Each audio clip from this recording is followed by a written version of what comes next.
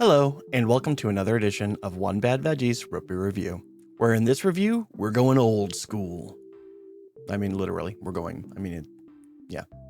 And this review will be a little bit, well, I won't say different, but it's actually kind of special because this review will actually be about a local root beer brewery.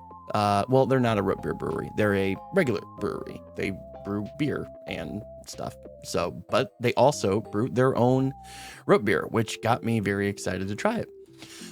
So, while this one might not be available for everyone, I make it a point to review every bottle of root beer I can find. And even in the past, I had the USA Draft, which was also local as far as I could tell, because I've never seen it again.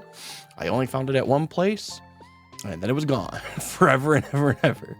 And I even remember having to take pictures of it myself to put up on the thumbnail because it just didn't exist in anywhere in the world. So it's another one of those, I guess. So while you may not ever have the opportunity to try this one, it is it's still special. So we're gonna go ahead and start getting into the ingredients, which already,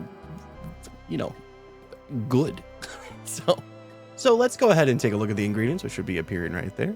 And the first thing you'll notice, or at least that I noticed because I'm a weirdo and I look at lots of root beer ingredients, is there's no water listed as an ingredient. And I feel like it's a fair assumption to assume that there was water used when making a drink. But let's go ahead and take a look at the packaging here. Very simple packaging. It actually wraps all the way around. Let's see. You got your ingredients. But let's talk about those ingredients. Sassafras bark, sarsaparilla, birch bark, licorice root, star anise, molasses, vanilla, pure cane sugar. No natural or artificial flavors listed here. This is straight up just a very simple mix of ingredients, and having, knowing that sarsaparilla is kind of like the granddaddy of root beer. Just some interesting things, like it almost just looking at the ingredients, it almost seems like maybe it is more of a sarsaparilla than a root beer, but the difference there is so, it's more technical than it is like a because like the whole reason why sarsaparilla became root beer was because they weren't allowed to use like sassafras in drinks, which is stupid because they claim that there's some medical problems with it, but it's like one of those weird things where it's like, okay, yes, but the amount that you would have to drink on like a daily basis or intake on a daily basis is way more than your average root beer drinking person would do, or any person would do with any sanity. It's kind of like those people who get water poisoned, where yes, you can get poisoned by water if you drink enough water to poison you, which is a lot. It's a lot. It's happened, but usually only for like dares and stuff like that, like dumb contests. Anyway, this is getting way off topic. The ingredients are super interesting because other than like what, pure cane sugar, vanilla, we did have birch bark, I think, in one of the more recent reviews. You don't see a lot of these listed. Licorice root, star anise, and like you see, I've seen sarsaparilla listed before, but sassafras bark, a lot of this stuff is like is the old school ingredients for a classic kind of sarsaparilla. And so yeah, I'm curious on what this is going to end up tasting like. Is it going to taste more like a sarsaparilla, or is it going to taste like a classic root beer? So let's go ahead and let's crack her open and get a little of the scent. All right, let's go ahead and crack her open here with the old bottle opener. Like I said, it's made at a actual brewing company, so they do everything themselves, bottle it themselves. It's nice too. And as someone who enjoys an IPA, They have some very, very good IPAs. One of them, in fact, I would say might be one of the best ones that I've ever had. I think it's called like the Funk Master, like Intergalactic Funk Master or something like that. Anyway, now I'm chilling. Let's take a little sniff here. Yeah. Ooh. It smells really good. It smells really good. Like I do feel like I'm chilling at this point, but you know. So the first thing I would absolutely say is of all the ingredients that were listed, molasses is definitely the strongest scent that I'm getting out of it. I definitely smell some of the vanilla, definitely some of the sugar, obviously. Everything else is kind of mixed in there nicely, but molasses is really the strongest scent I got out of that. And you know, molasses is a delicious scent to have. Molasses is yummy when you use it correctly in foods and stuff like that. Kind of on its own, it's kind of weird, but mixed in with the sugar and the birch bark and all that stuff, it definitely tastes like a delicious sweet treat. I don't know how else to put it. Like I'm very excited to try it because you don't really have the opportunities to try. Well, like I said, this place, they have their root beer on draft, but they bottle it every so often. And the thing is like you can go in there, order it, and they just don't have it because they sell out of it. People buy all the bottles and stuff like that. And I am one of those people now. I bought their entire stock that they had there the night that I went there to find out if they had any. So yeah, let's go ahead and let's check out and see how this looks with the pour and the foam. All right, so here we are with the trusty mug. Let's go ahead and crack this open and see if it's got a nice picturesque foam to it.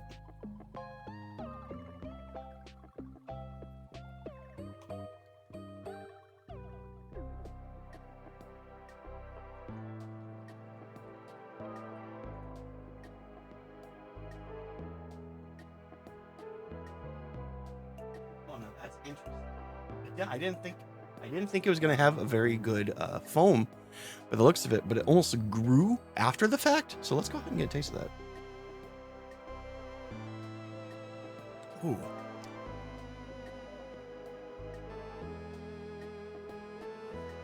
Once again, like a very strong taste of molasses, and I'm digging it. I'm really digging it.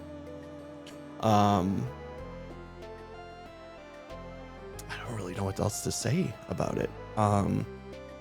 The foam tastes how it smells. No bitter back end. You can tell there's just no chemicals in it. I don't know how else to put that.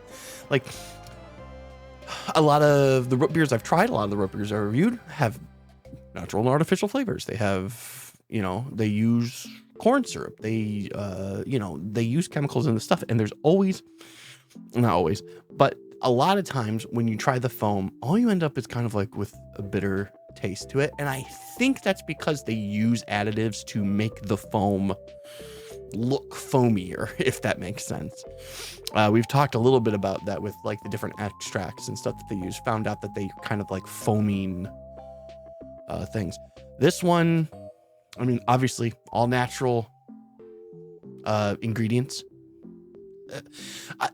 Like I said, the thing that I found super interesting about it is it didn't foam at first. I thought it was going to be a dud, but then once the drink finished, it foamed up to look very nice. And here, I'm going to transition real quick here, and you can see the foam is staying. It's staying there. That's makes it very picturesque. Like that would make a great photo for the brewery. Honestly, you take a picture of a freshly poured glass of that, and I think that's amazing.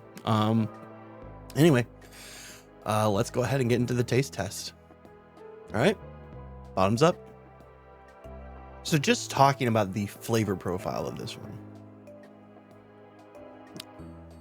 as I've said already at this point, molasses is kind of the upfront flavor, which makes it very unique. Now, I feel like I've had root beers before that are trying to accomplish this same profile, but fall short for reasons, you know. Maybe it's just the mix that this particular brewery uses that makes it work in a way that I think is much better than those other ones. It is a unique tasting root beer, but it is definitely root beer. Now, the other thing I noticed too is normally I would say something about how it's very... I would say normally that it's more licorice heavy than the types of root beers that I like. But I think the sassafras bark, I think the birch bark kind of absorb a little bit of that to make it not stand out as much. And and really it pushes the molasses flavor forward. And it's a sweet root beer too. So it's not like it's overdoing those other flavors. The sweetness still comes out, and there is like vanilla on the back end too. Like it's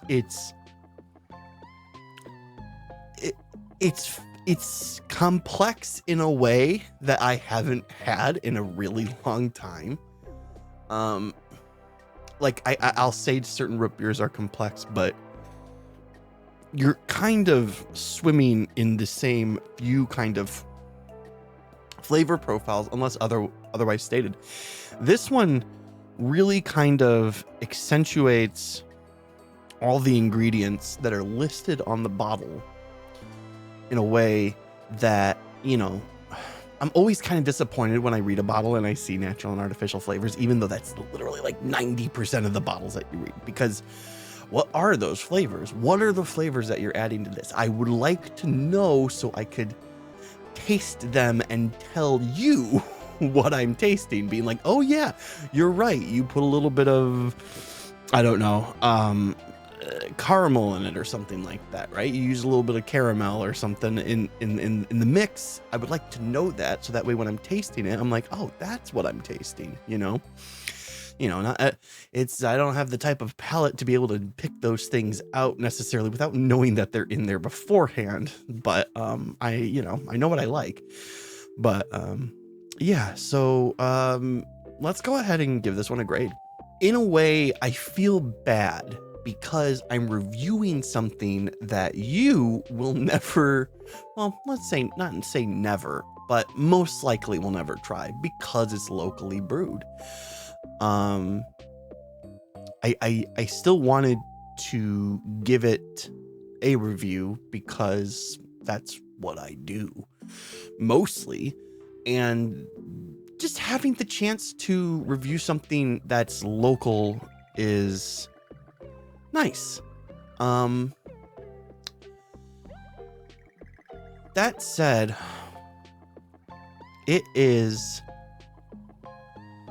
it's very unique, and it's not like any other root beer I've ever tasted before. It is extremely good. I enjoy it very much.